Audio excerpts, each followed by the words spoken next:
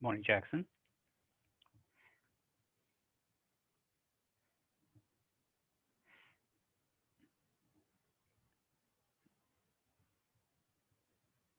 Morning, Jordan.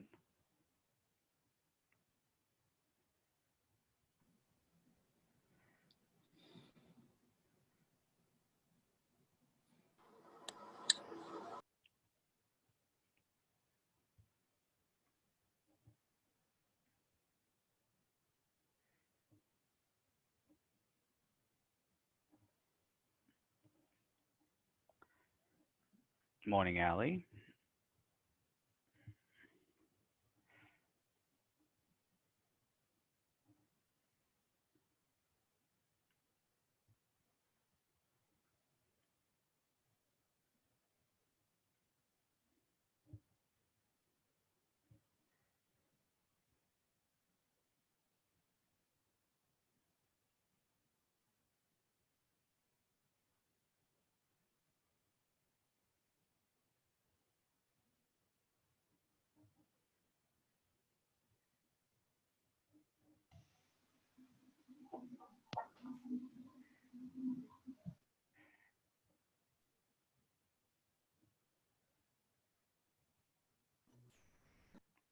So everybody's coming in. Can I have an indication that you hear me, please? I can hear you. Thanks, Kaylee. Welcome.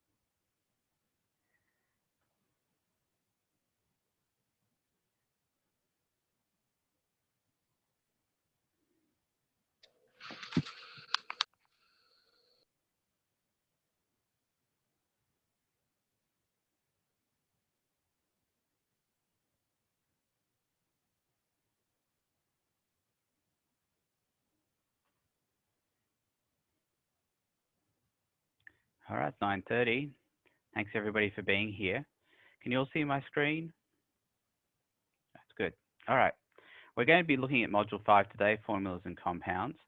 So we'll be focusing on how to take a formula and turn it into a name. We'll also be looking at the reverse process as well, which usually tends to be a little bit easier of turning a name back into a formula. So let's start with at least a little bit of background here. First of all, a cation is a positively charged ion, something that's got a plus on it.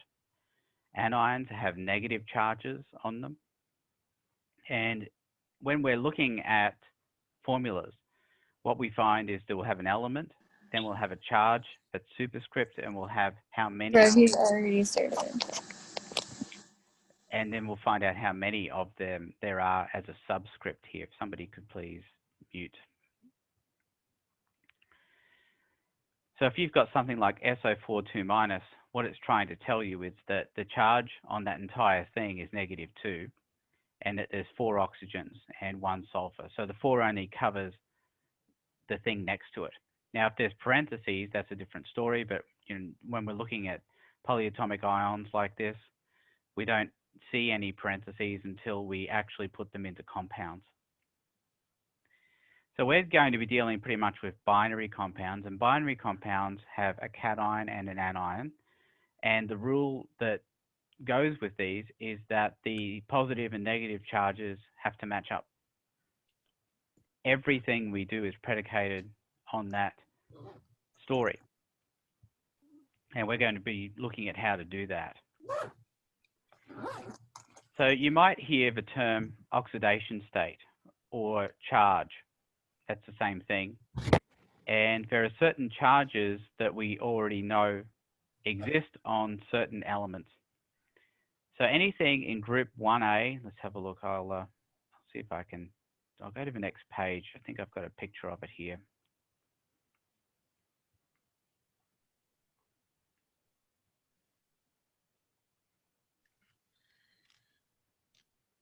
There we go. So anything in this first grouping here is going to be +1. Anything in this second grouping is going to be +2. Anything over here is going to be +3. And then we've got -1, -2, -3. And we talked about this a bit when we looked at modules 1 and 2. And all of these charges here are due to the fact that these elements need to lose or gain electrons in order to get a full octet or outer shell, or a full valence shell. So you can see that things in group 1 will lose an electron to become +1. Things in group 2 will lose 2 electrons to become +2. Now don't worry about these guys here, we'll talk about them later. But this column here, that's group 3, they'll lose 3 electrons to become +3. You can see the group 7s will gain 1, that'll give them 8, that'll be -1. Group 6 will gain 2 to be -2, and group 5 will be -3. Does anybody have any questions about the charges that these elements will have? Okay. So when you look at like 4, so it could be positive or negative K, they're more or less going to share versus like one's going to be polar versus the other one being, I guess that's what I'm trying to say, you know, like it's not going to like one's going to attract to the other, just going to attract to each other. Right, so those will be covalent bonds. These bonds that we talk about between binaries, and anions, cations, they're always ionic bonds, where something's giving and something's taking. But the +4, -4, those tend not to do that. They just share basically, They'll they're not just taking. share. That's Okay. right. Now, I'm not saying these other ones aren't capable of sharing as well, but we're not really talking about those as sharing. We're just talking about them as gaining or losing. Okay. Thank you. All right, so those are good guidelines to begin with. If you're interested in polyatomic ions, oops, I'll have to go back here. Now, polyatomic ions are going to be found on the polyatomic ion sheet, which you'll always have access to. I'm not asking you to memorize charges on the polyatomic ions. Let's see. I can find it here. There you go. That's the polyatomic ion sheet. You'll have access to this during the test, and of course your practice test as well. So you won't have to have it in front of you. You don't have to memorize any of those. Now, what they all have in common is that they're polyatomic, which means they consist of, you guessed it, more than one atom. So all of them at least have two atoms, and the charge on these is the charge on the entire species, not just the thing at the end. So everything has that charge on it. So you can see they're all labeled here. We've got +1, we've got -1, -2, and -3. And what do they all have in common? Well, they're all more than one element, 2 or more, and then they have those charges on them as well. All right. So I think being able to tell the difference between a single element ion and a polyatomic ion is going to be important. Single element ions, when I talk about those, what I'm talking about are the ones that are off the periodic table, these guys here. All right, so I'm going to write down a little bit of information here about the anions. So anions, we can have single element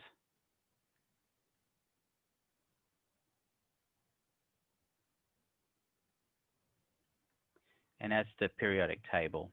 So PT is the periodic table. And those would be things like Br-, O2-, etc. And then we've got the polyatomics.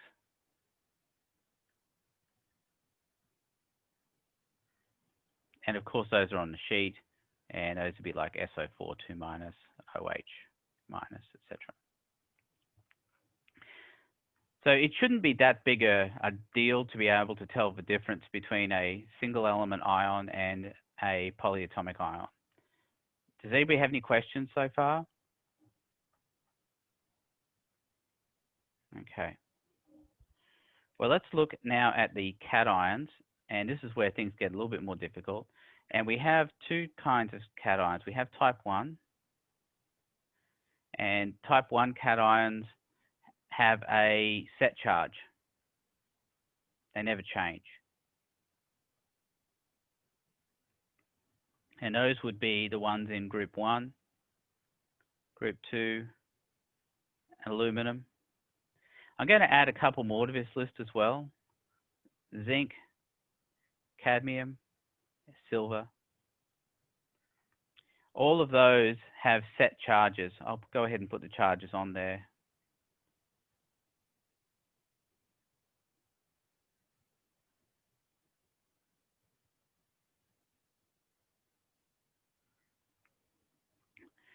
So we've got group 1 is always going to be 1 plus, group 2 is going to be 2 plus, aluminum will be 3 plus, zinc is 2 plus, cadmium is 2 plus, and silver is plus. Don't worry too much about these. I'm mentioning them because they are technically type 1 elements because they only ever carry that charge, but I tend not to put any of these in the tests. I usually focus mostly on these guys here, group 1, group 2, and aluminum, as being the ones that you really do need to be aware of as being type 1 elements. Now, the importance of this is that if we know the charge on these, and we do, then we don't need to include that charge in the name. So that's why it's going to be important to make this distinction. Now, type 2, the charge varies.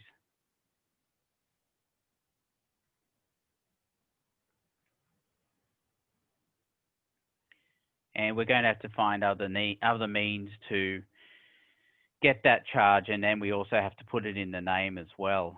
All right, so type 1, charge not in name.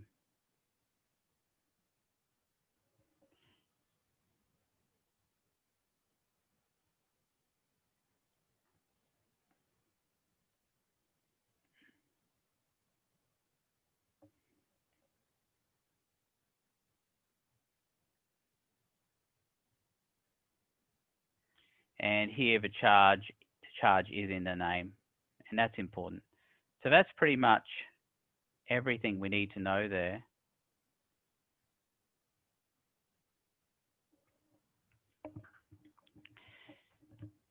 So when I say the charge is in the name or not in the name, I think what you're aware of here is that if it's in the name, it'll be expressed as a Roman numeral as part of a name. And if it's not in the name, you won't see a Roman numeral in the name.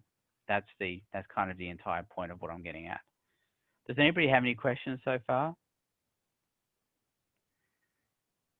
So you'll notice on this diagram here, we've got +1, +2, +3, etc. But in the middle, I've got the type 2 cation. So it's these guys here that I'm circling. Those are the ones that tend to have more than one charge. And that's why we have to specify the charge in the name so we know which one we're actually talking about. And that's the most confusing part for students, I think, is knowing, well, when do I put those Roman numerals in, when don't I? And what do I put for a Roman numeral, right? When I have to. So that's the main thing. It's actually not that bad, but that's where the challenge comes in.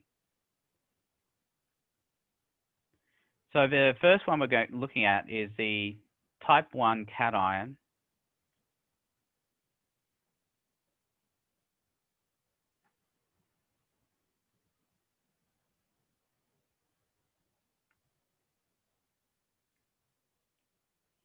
Let me expand that canvas here. Okay.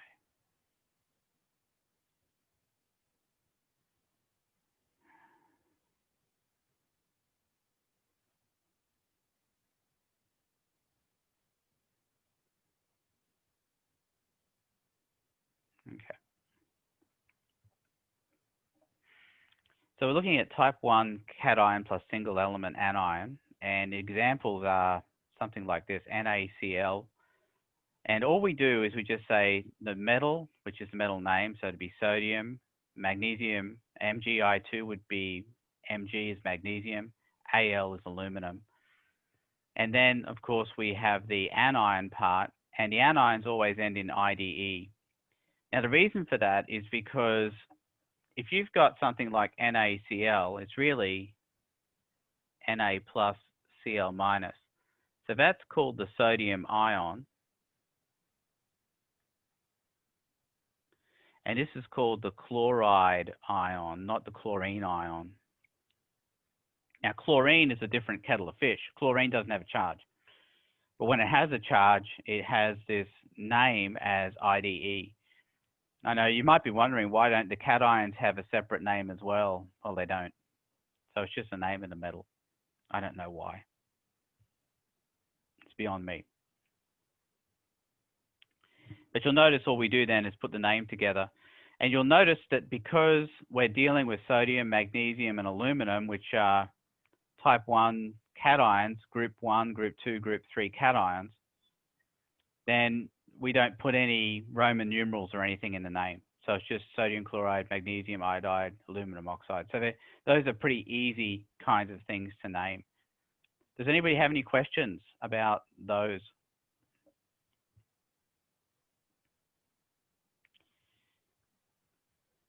Hang on, let me go back here. Might have missed one here. Type 1, type 2, and okay, oh yeah, and single element. Okay. Now, when it's a type 2 cation, it's a different thing we have to do. I mean, because we knew that sodium is always 1+, we don't need to include it in the name. But for other things like copper and iron and chromium, then we are going to need to include that in the name. So we need to be able to figure out what the charge on each of these is. And the best way to do that, I think, is to draw a picture. So this is the way I like to deal with it.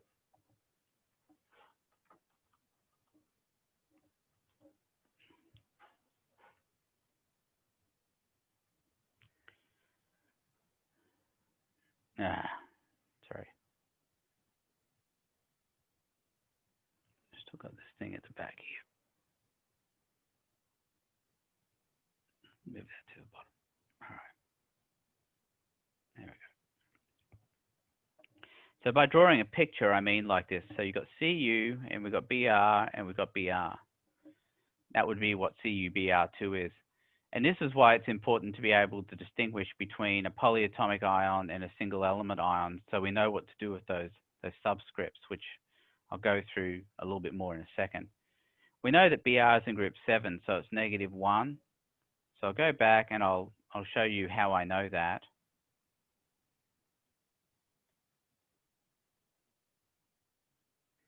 So you can see that bromine is in this grouping right here, so it's -1 because it's in group 7. And if that's -1, that means the total negative charge is -2. Now the total charge on the positive side has to be +2 to match that, which means the copper has to be +2. So the name would be copper 2 bromide, and it's always expressed as a Roman numeral. So the 2 there is expressive of the charge. A very common mistake that I'll see students make is they think that that 2 there represents how many coppers there are. No, it represents what the charge on each copper is. There's only one copper, so that's the charge it's going to take on. Does anybody have any questions?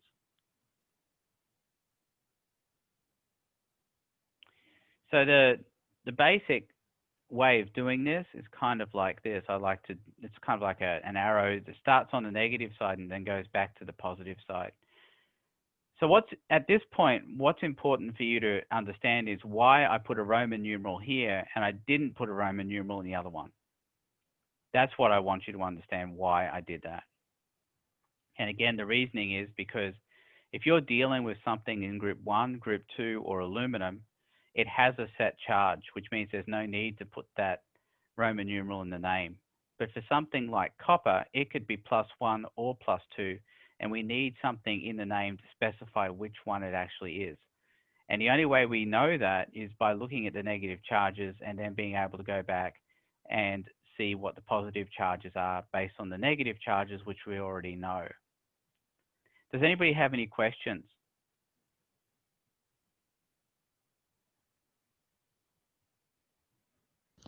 You said that silver had a set charge, right? It does, yeah.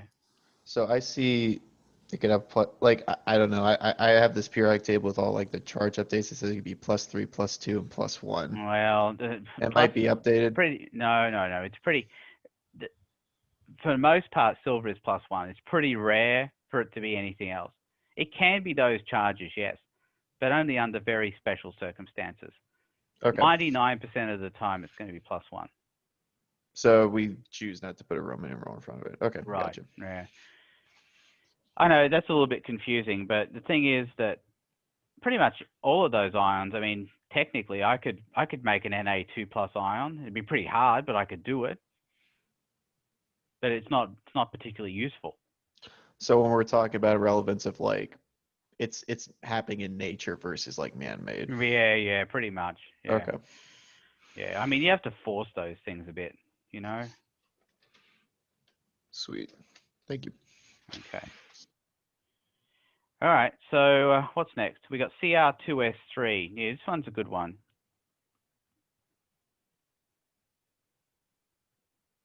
Now, if I drew a picture of that, it's going to look like 2 Crs and 3 Ss. Is anybody uncertain about what I'm doing here? Okay. So the charge there is -2 on each of the sulfurs. Now, let me show you how I know that.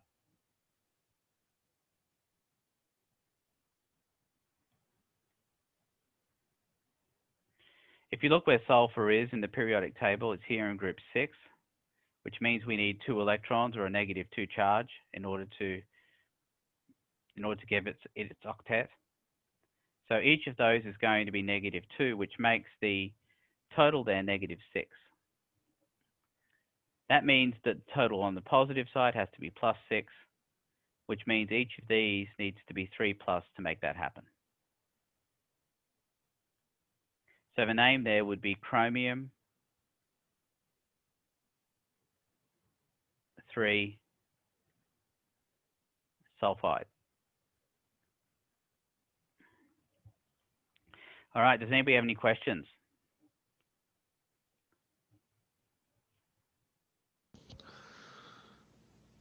So if you wrote that out, it'd be Cr2s3. That's right. Mm-hmm. Okay. Yeah, that's where we got it from, though. We got it from Cr2s3. So the Roman numeral denotes the amount of the element, not the charge of it. No, that's No. that's 3. That's chromium 3. Oh, okay. I thought I saw 2. So then, what do you use to denote the amount? Do you put a little 2 over the chromium, or is that like implied when you look at it that there's 2 of it because it's with 3 sulfide? Right. The thing is that in order for this to, if the convention is this, the Roman numeral represents the charge on each chromium in the compound. Now, you might be wondering, well, how would you know that, right? So let's say you've got that name, chromium 3 sulfide. What would you have to do with that? So you'd say, well, chromium has a 3+ charge and sulfur has a 2- charge. So clearly, when you look at that, you can see that there's no way that the 3+ and the 2- can match up, right? There's no way that they can do it. So you'd have to ask the question, well, how many of each do I need to make those charges even out? And the only way you can do that is to say, well, that's 3 and that's 2. So we're looking for a common charge of 6, 3 times 2. It's kind of like doing fractions when you're adding fractions together, looking for a common denominator. You're looking for a way to have the charges match up. So that would be Cr2s3. Okay. All right. Oh, by the way, let me see. Okay, thank you. If anybody puts something in the chat box, please let me know. I can't leave the chat box up. It just takes up too much room on my screen. I really need every bit of real estate I can have on this screen to use to put stuff up that I need. All right, does anybody have any other questions about what I'm doing here? Especially about why we use Roman numerals or don't use Roman numerals in some and then not in others. So are we gonna have to go back and forth? So we're gonna have to like, we're gonna have to review our naming conventions, right? Well, you just have to follow the rules, Roland.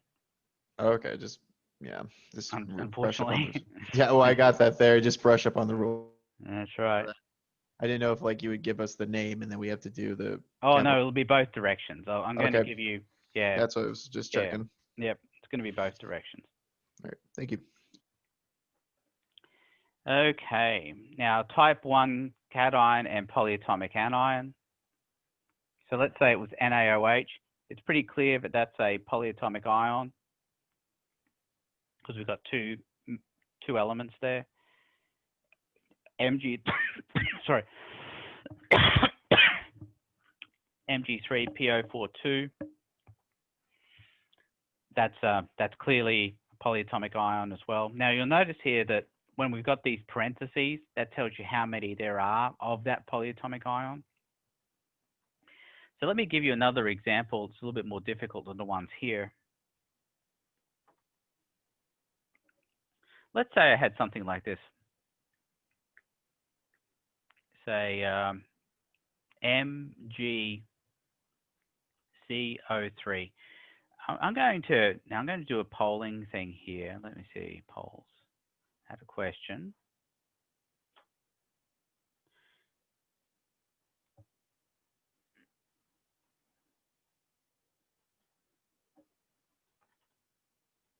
Okay.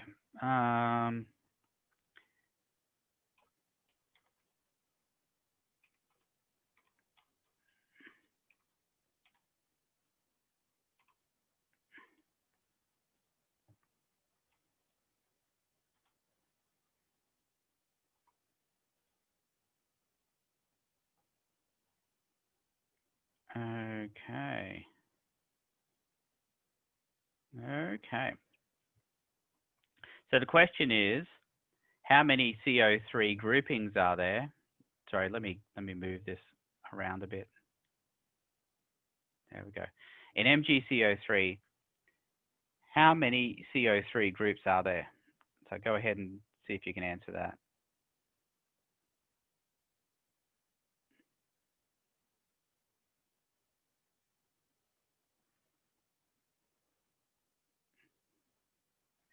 See how many people are here. I know sometimes people don't like to do these polls, but it's anonymous. I mean, I don't know who's doing what, so you don't have anything to fear. As you can see, 13 of 22, 14 of 22, and nobody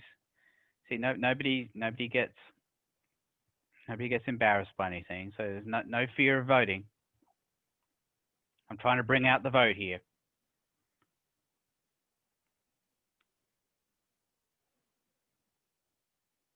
All right. So MgCO3, well, let's take a look at it. Now, if I drew a picture of it, here's what it would look like. It would be one Mg and then one CO3. So there's only one CO3 grouping there. So the charge on that is -2, and the charge on Mg is +2.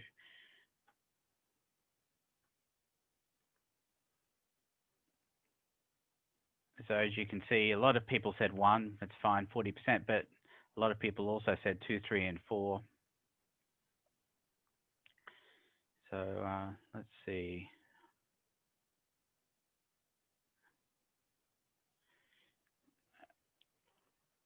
Okay, let's look at it this way. Let's say Al2CO3, 3. Okay, how many CO3 groups are there now in Al2CO3, 3?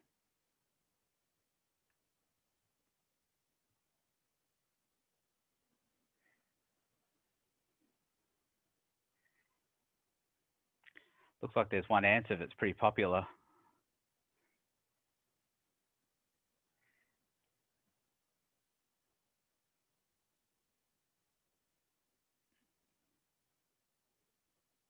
And I'll give you another 15 seconds or so.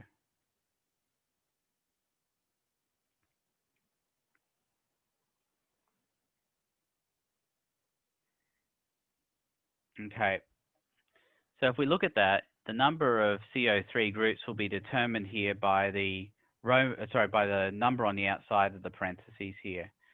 So it would be AL, AL, CO3, CO3, CO3. So the number on the outside of the parentheses will tell you how many CO3 groups there actually are. Okay, does anybody have any questions?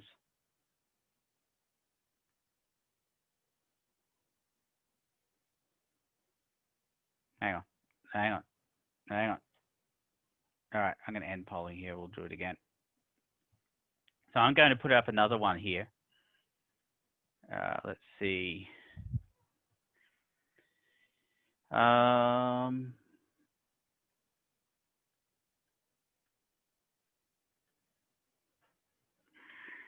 Okay. How many CO3 groups are there now? Yeah, the question is always up here, by the way. So how many CO3 groups do you see now? All right, that's good. So if you take it back to something like, again, CaCO3, you can see where the confusion comes in. Sometimes people think there's 3 of them, but there isn't. There's just the one. And the reason it's confusing is because if you had something like CaBr2, you'd say, oh, okay, well, there's 2 bromines, right? So why wouldn't there be 3 of these? Well, that's because if there's more than one of these polyatomic ions, then that is, the story is told by the number outside the parentheses. All right, so that's what I want you to understand. All right, does anybody have any questions?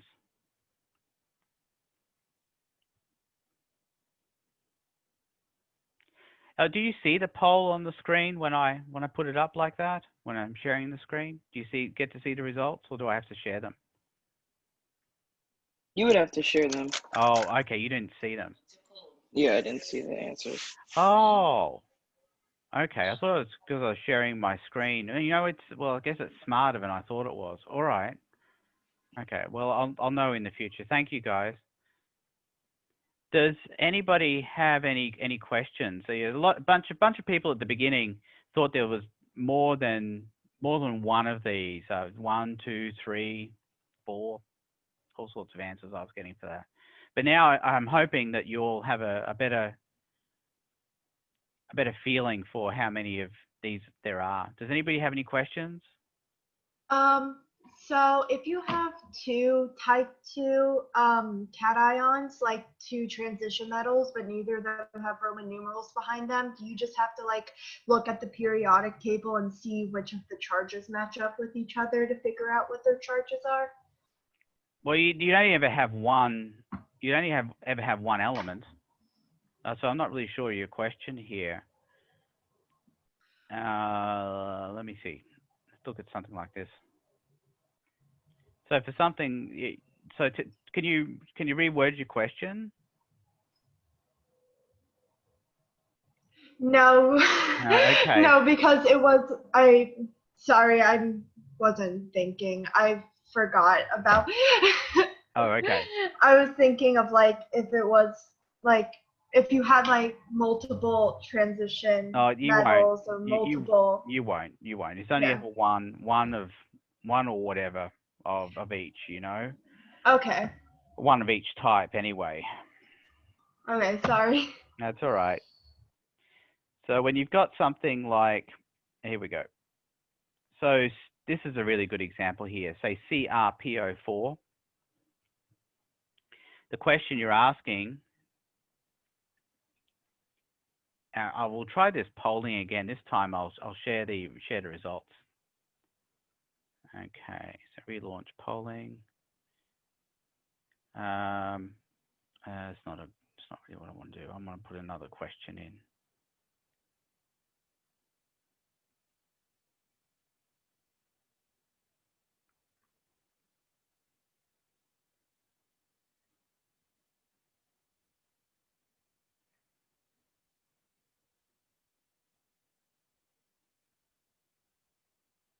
Okay, well, I'll just go with this. But how many PO4 groups are there? Don't worry about the question here. I have to figure out how to change that, but I will at some point. So how many PO4 groups are there here? So you can see this pole, right? Obviously, because there's a... All right, so how many PO4 groups are there in CrPO4?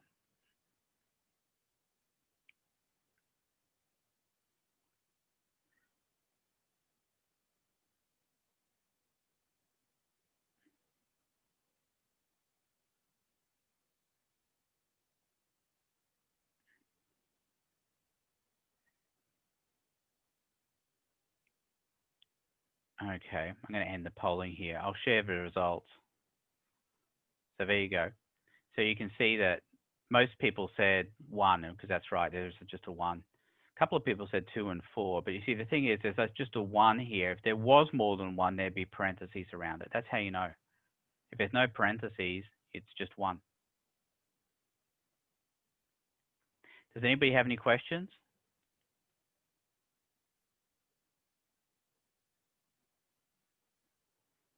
You all okay with that? If you put a 2 in front of the SN, would that also apply to the CO3? Well, you wouldn't. The thing is that when we're doing this kind of stuff, well, we don't ever put numbers in front. We only do that when we're doing reactions. But if we were doing a reaction, yes, the 2 would apply to everything, but we're not doing that here. Okay. Okay, does anybody have any questions? All right, what about, you see CuSO4, you can see it's just one SO4, but for something like this, Cr2SO33, you can see that there's 3 SO3 groups because you have 3 on the outside. So drawing pictures of these, that's the best way of handling it, I think. Let's have a squiz. We'll do CuOH2. Whoops, sorry. So CuOH2. And then what we do is we go to the polyatomic ion sheet. I wonder if it's here at the bottom. There it is, yeah. And OH has a -1 charge, so that's how I know. So it's a little bit easier, actually, than if it's a single element, because you actually have all the charges here in front of you. So then you figure out the total charge there is -2. That's going to be +2, which makes that +2. So it'd be copper 2 hydroxide.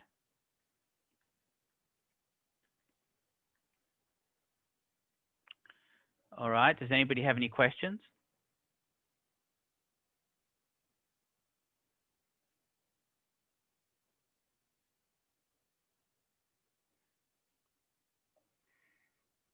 All right, so that's pretty much all of the different kinds of possibilities that we can have for these.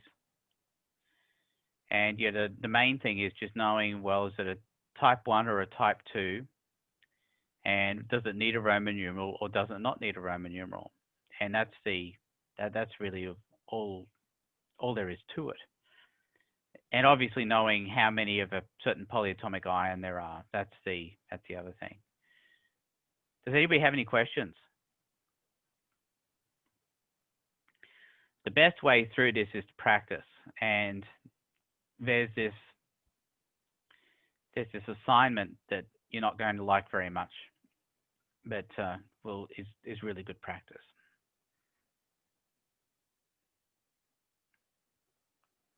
All right, I'll get to that in a bit.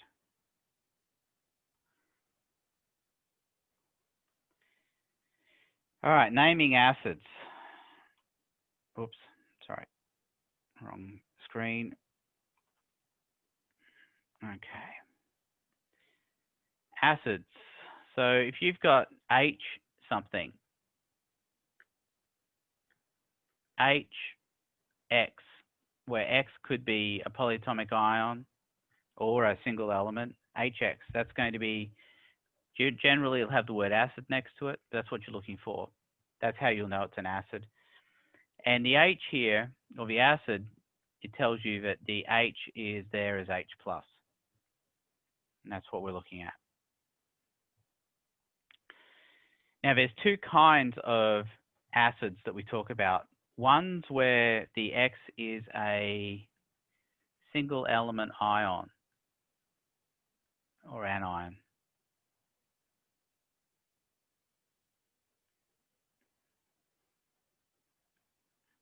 And that would be something like F- or S2-, for example. And those always have the name hydrofluoric acid, hydro something ic acid.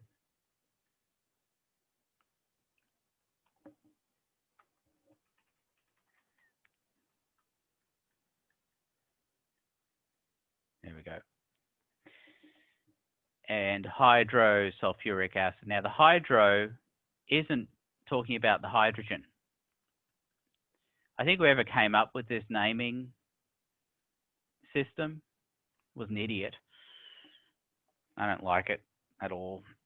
But yeah, the hydro there is very confusing. It just means it's a single element ion. I'll give you another example. Let's say Br-, that would be hydrobromic acid.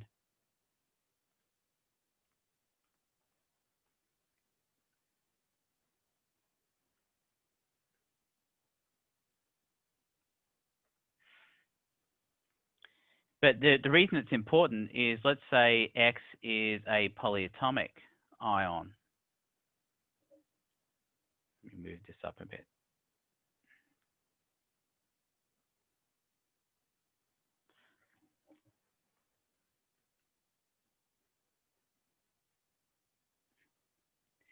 So let's say it was something like BrO3-, that would be bromic acid.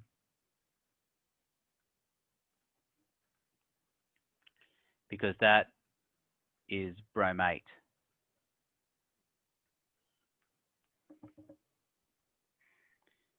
So bromic acid versus hydrobromic acid. So you can see why it's necessary for us to put the hydro out in front of that, is so that it can be distinguished from the polyatomic ion version, which is based on bromate. So that'd be bromic acid. So what you'll see is that anything that's got a single element ion will have hydro in front of it, and anything with a polyatomic ion will just be straight ic acid. But if it's, hang on. okay, yeah. Yeah, right. If it's 8, and then the other one for the which I was going to get to just now, it's not always, hang on. It's not always, just going to move this a bit. There we go.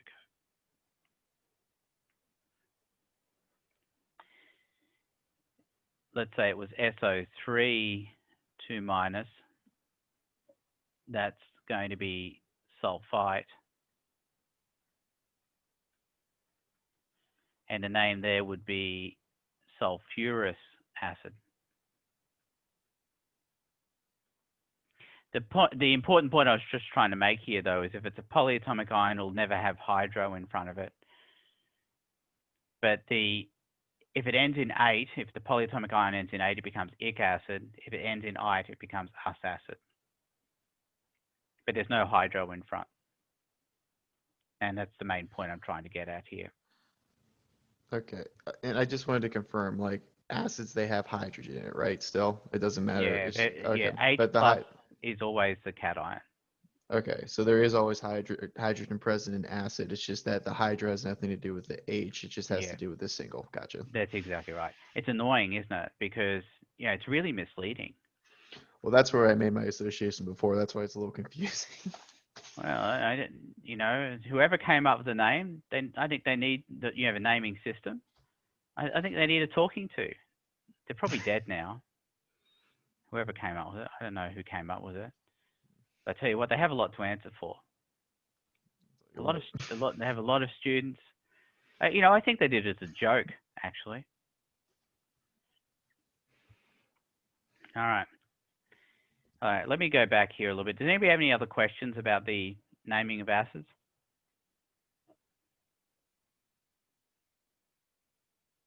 Okay.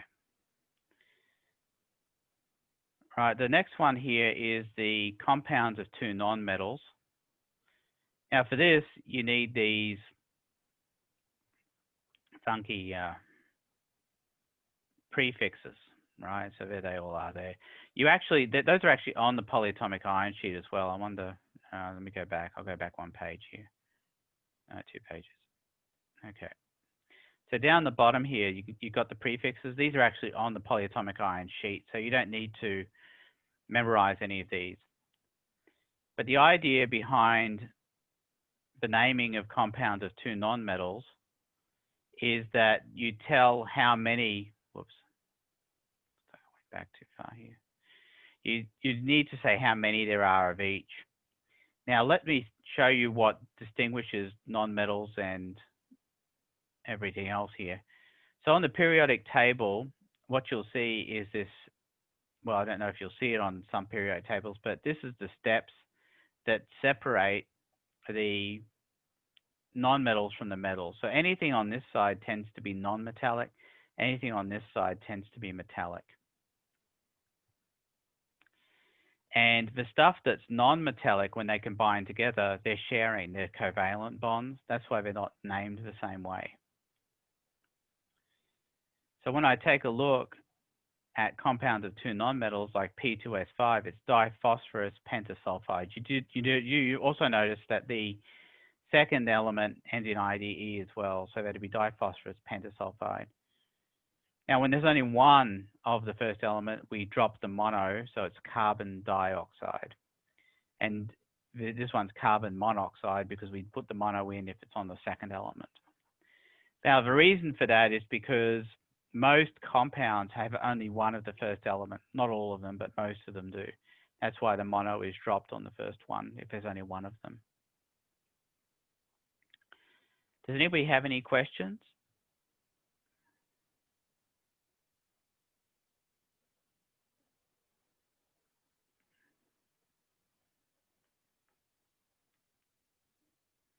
The main thing there is to be able to look at the periodic table and be able to tell you're dealing with a compound of two nonmetals. That's all.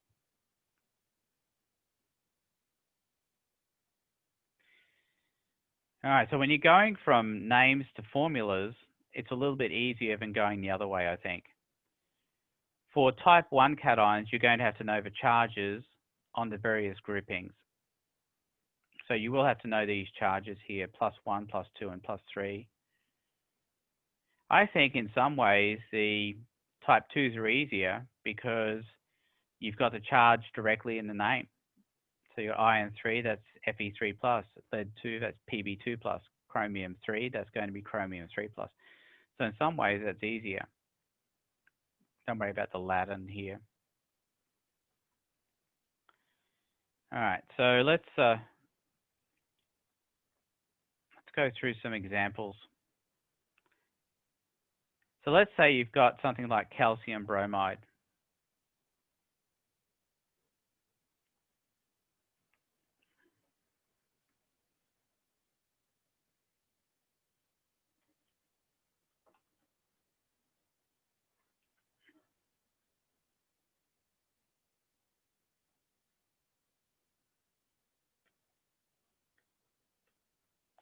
So calcium bromide, let's see what we do with that. So you'll notice that you're not given any Roman numeral here to help you with the charge. So you're going to have to go back to the periodic table.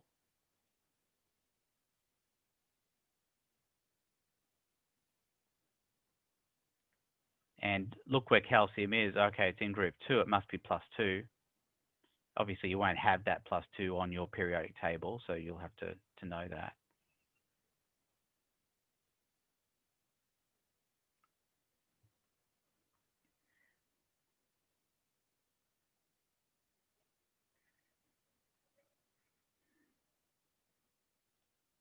So we know that's going to be Ca2 plus, and for the same reason, we know that Br is going to be Br minus. So the question you have to ask yourself is, well, how many of each do I need to make this balance out? So we're going to need 2 Br minuses to match the calcium, so it's going to be CaBr2. Now, a lot of people talk about a crisscross method. It's not really one that works all the time, so that's why I don't like to use it that often. But the crisscross method says, well, you've got 2 plus here and 1 minus here, but 2 goes down here, and the 1 goes down here. But it doesn't always work. All right, let me show you an example where it doesn't work. Let's say we had something like CaO, or calcium, we'll say calcium oxide.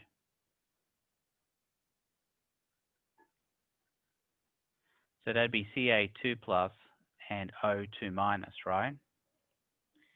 So if you did this crisscross, it'd be Ca2O2, but that's not correct. What is correct is CaO, just one of each is needed. So the crisscross is not something that works very well all the time. That's why I like to use my other method here, where I say, well, calcium 2 plus, I need how many Br minuses to match that? Does anybody have any questions?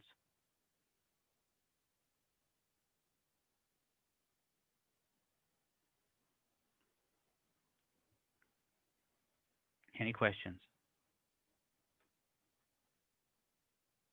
So the rule is you just, based on the charges, you flip the, from the rightmost charge, you flip that charge as the amount for that element. Yeah, I don't like and then doing do it no, the other way around. No, I don't like doing that. I like to say how many of each do I need to make the charges match, right? Okay.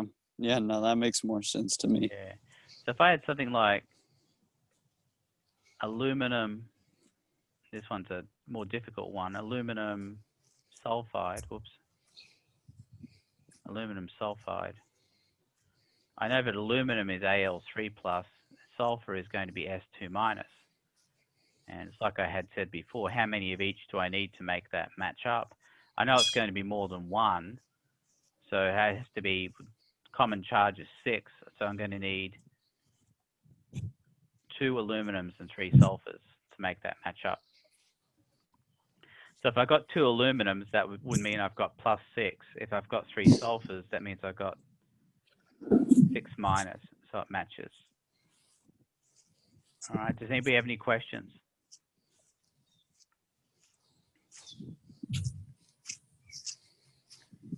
Okay.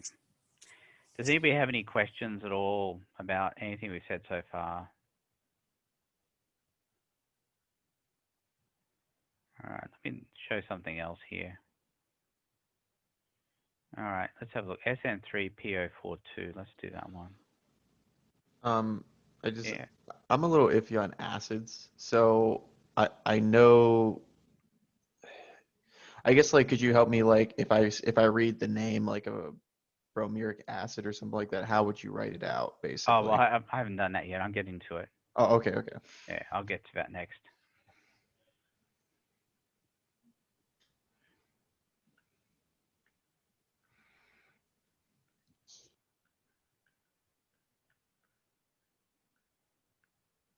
So for something like this one, SN3, oh, sorry, what am I doing? I'm going the wrong way here. Let's see. If I had something like lead 4,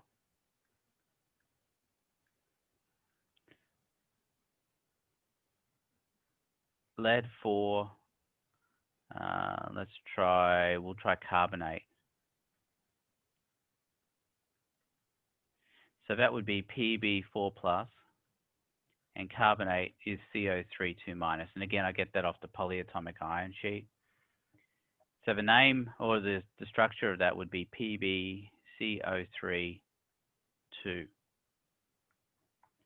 And again, what I'm doing is I'm saying, well, PV is 4 plus, how many of the carbonates do I need to make that match up?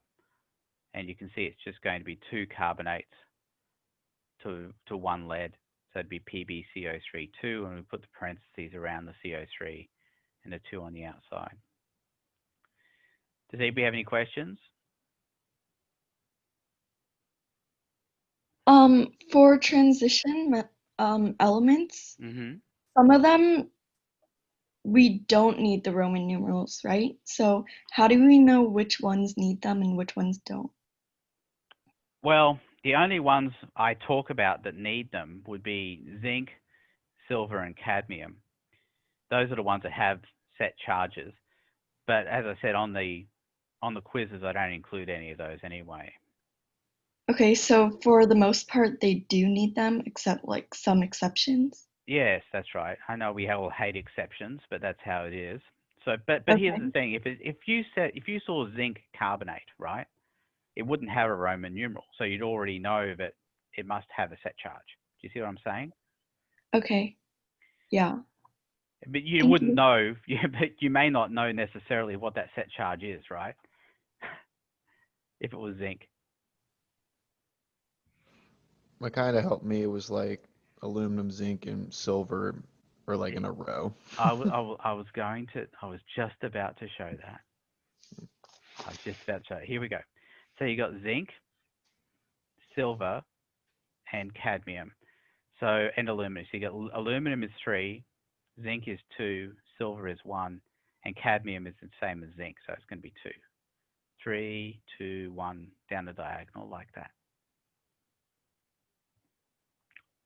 Is that all right? Yeah. Thank you. Okay.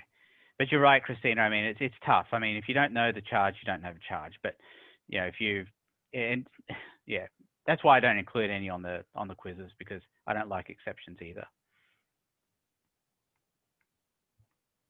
All right, let's take a look back here. Here we go. All right. So you're asking about acids. So that's what I'm going to look at now. So if you see hydro in front of an acid, that's your signal that it is indeed a single element anion. So hydrochloric acid would mean that you've got Cl minus as your ion, H plus, oops,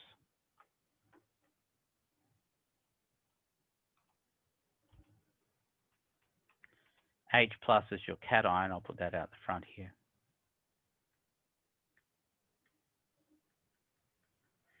And since there's one of each, that would be HCl. For something like hydrosulfuric acid, we've got S2 minus, that's H plus. We need 2 of those to match that up, so it'd be H2S. Now, without the hydro in front, then it depends on what the suffix is, if it's ic or us. If it's ic, then it comes from 8. If it's us, then it comes from ite. So for nitric acid, note there's no hydro in front, so we know it's a polyatomic ion.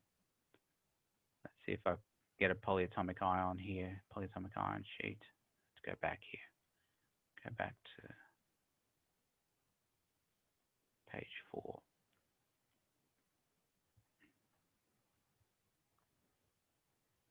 Here we go.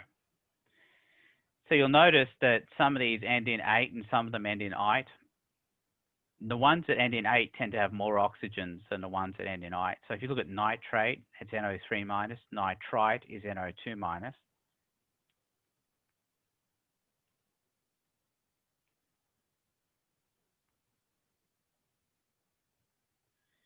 So if you've got nitric acid, that comes from nitrate.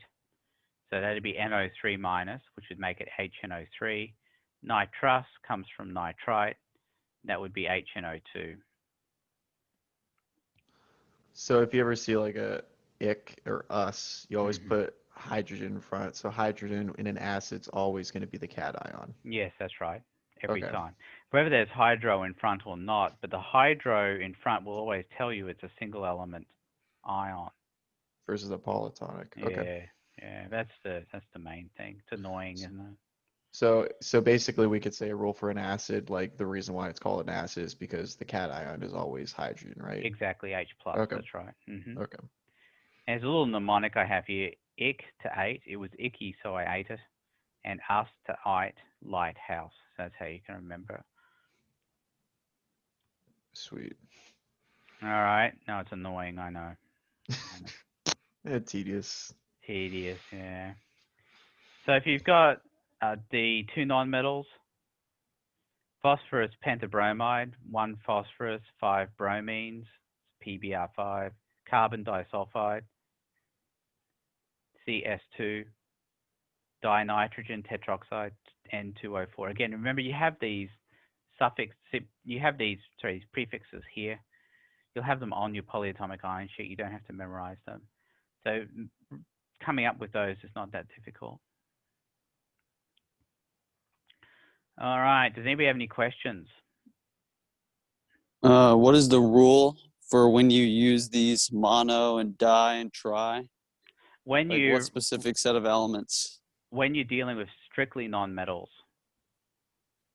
So what I Oh, mean, okay. what I mean by that is, over here on this side of the periodic table. So when you've got two elements and they're both here where I'm circling on this side, Okay. on the left side, then yeah, that's when you do it because they're nonmetals.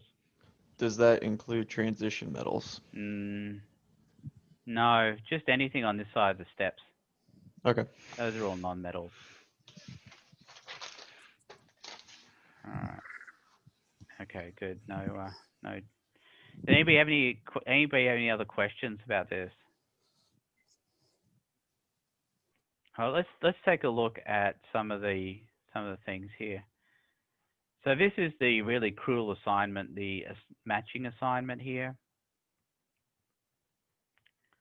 It's a bit nasty, I will admit. It's got like 100 questions on it, and that's what makes it nasty. But if you can understand what you're doing, you can get it done in like 20 to 30 minutes. So let's say it was NaCl. No, let's not do that. Let's do something like this one here. There we go, Li2O.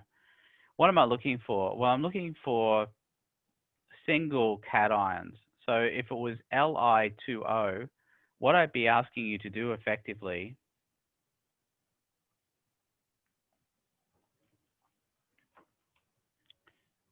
is draw a picture of that. So it'd be Li,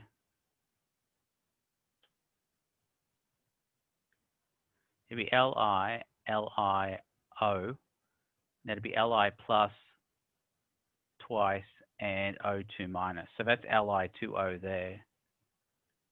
The cation is Li plus and the anion is O2 minus.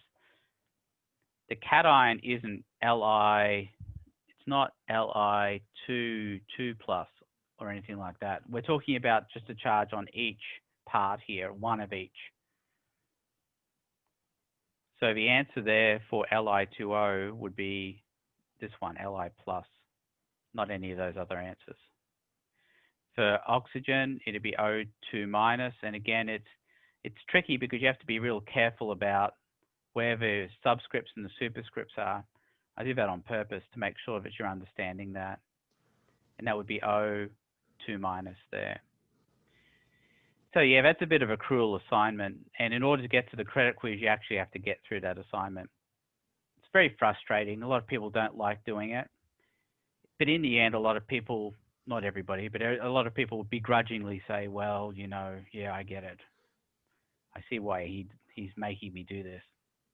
So in this naming convention, like so I've had a similar assignment to this in like my old chemistry lab, and I was having trouble with like the format of like the answer. So basically, what you're saying is that like you're more worried about the charges, not necessarily the amount of charge. So like say if it was like a lithium 2, it's not lithium 2 plus 4. It would just be lithium 2 plus 1 or something. No, you know what I mean? No, it's just lithium plus Li So plus. Okay, so we're not even including the subscript when it involved in these answers. No, okay. Because we only want. So what I'm trying to get you to do is draw a picture and say, well, what's one of these cations and one of these anions? Mm-hmm. Give you another example.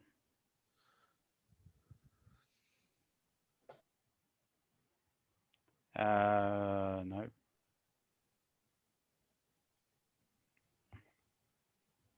Here we go, Cr2O3. So draw a picture of it. Oops.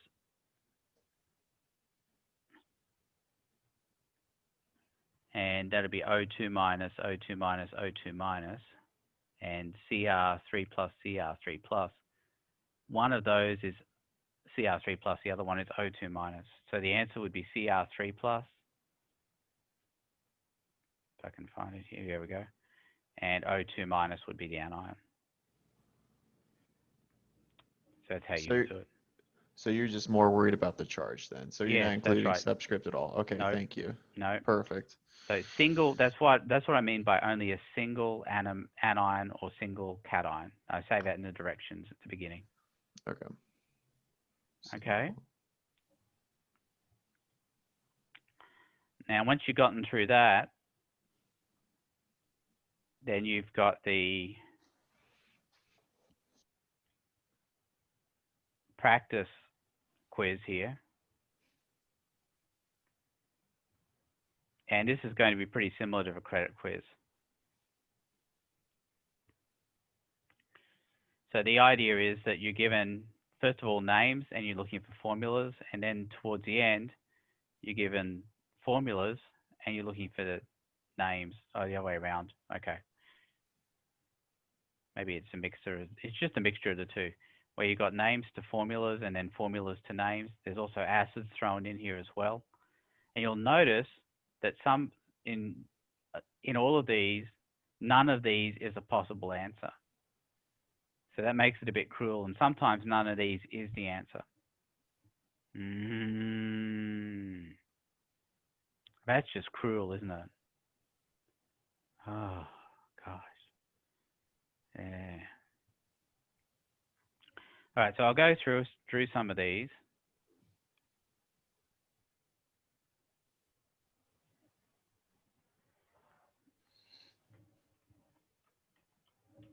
So let's say you had strontium nitride. So what you would do is you'd have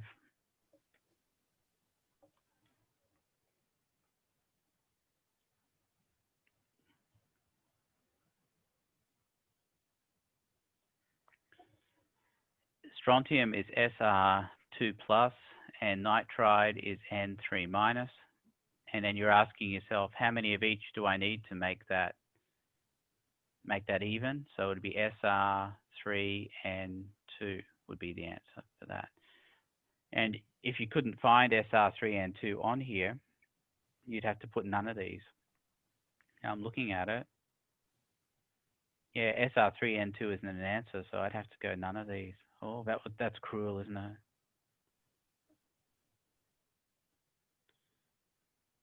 Yeah, it's almost like you have to know what you're doing. Pretty rough. Anybody got any questions?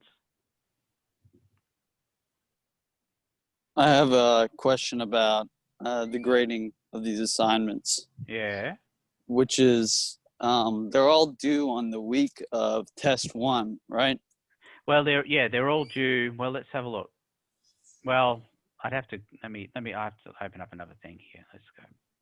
I don't want to close that assignment out.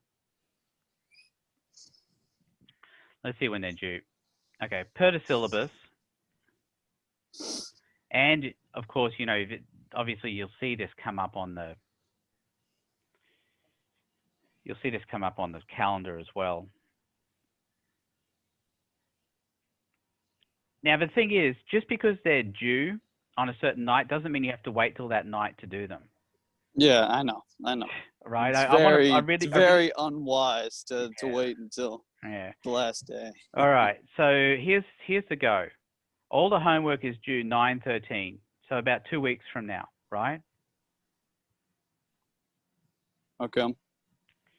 And what the about test the quizzes? Well, everything, yeah. All the homework, all the quizzes, that's all due 9/13. Are assignments, like, was that assignment T1, the 100 questions, is that graded or is that? Nope.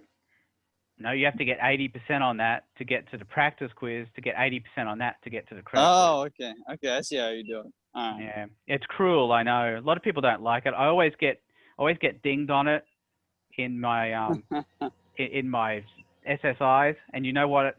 I don't give a hoot.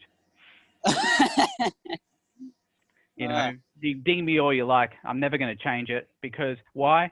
Because there's still people at the end of this who don't understand what they're doing.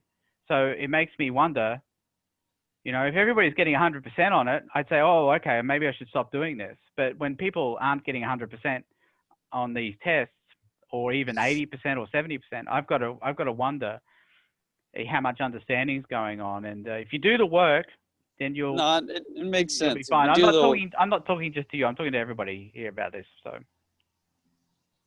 Okay.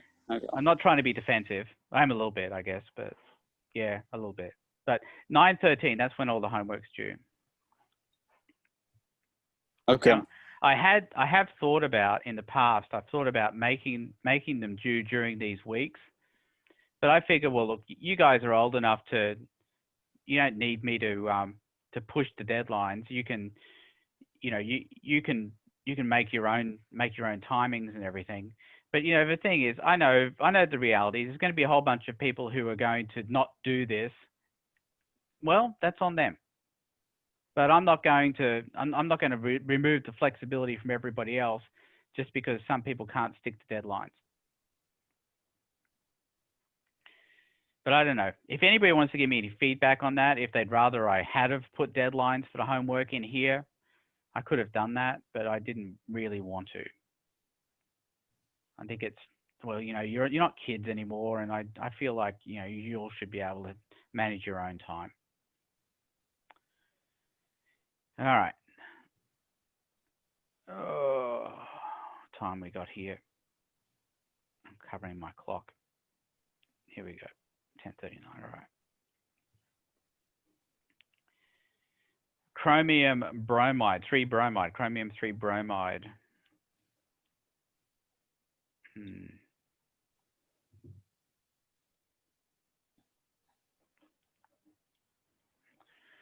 So chromium 3 bromide, that would be Cr3 plus, Br minus, CrBr3 would be the answer.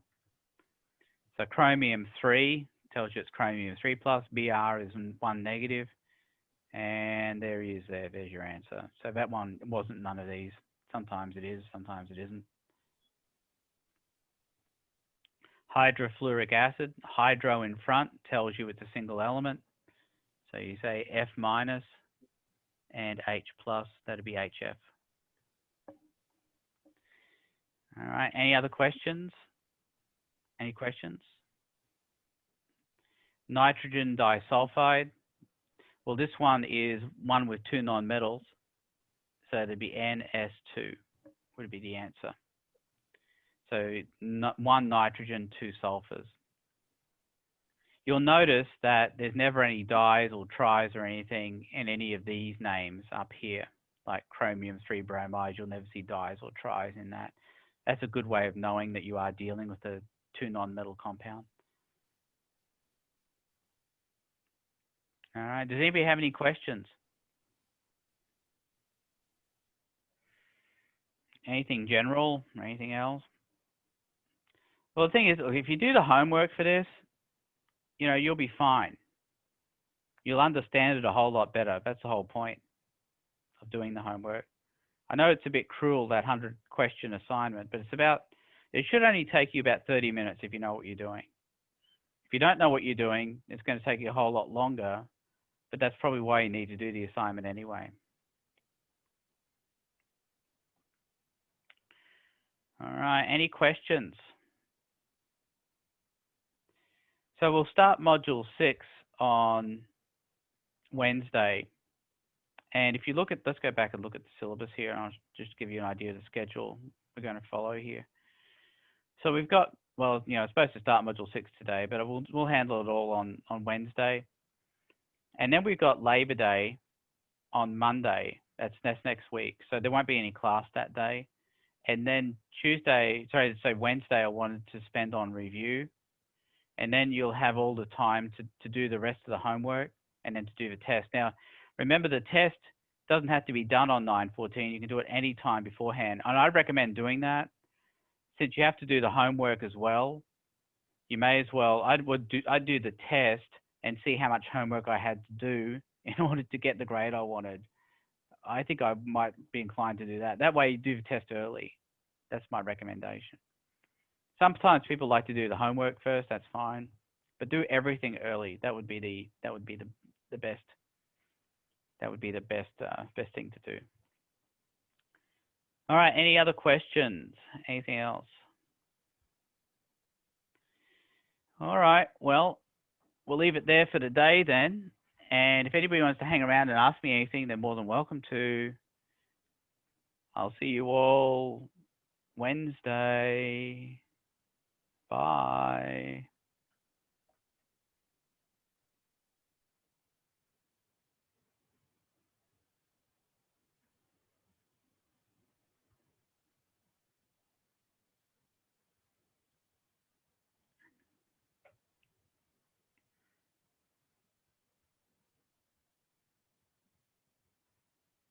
Okay, so let's see, David or Jackson, do you have anything for me?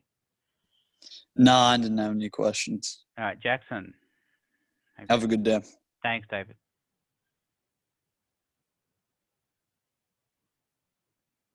Jackson, you still there? No, okay.